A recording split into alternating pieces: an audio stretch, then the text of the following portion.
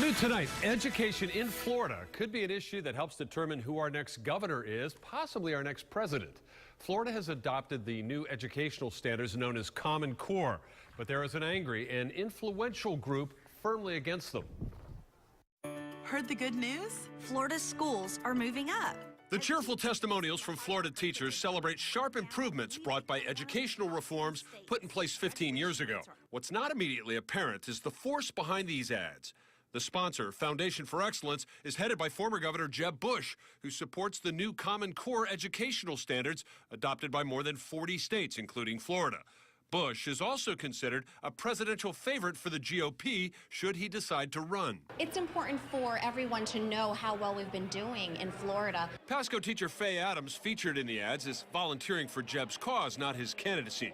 She says Florida's recent gains prove that high standards and accountability work. It didn't just happen overnight, and it doesn't just happen by accident.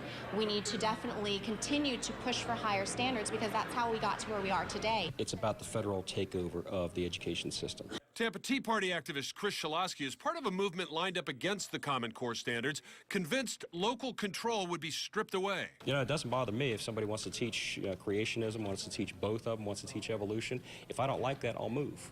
If it's a national standard, I have no place to go. Common Core advocates insist the federal government had no hand in creating the standards, and they point out local school districts will still design their own curriculum. Still, Tea Party groups have been actively lobbying, sometimes heckling Governor Rick Scott over his support of Florida's version of Common Core.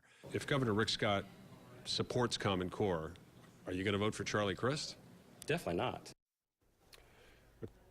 Charlie Crist, by the way, is in favor of the new standards along with Rick Scott. No difference there. But there is legislation in Tallahassee to overturn the Common Core standards. However, it's gaining no traction.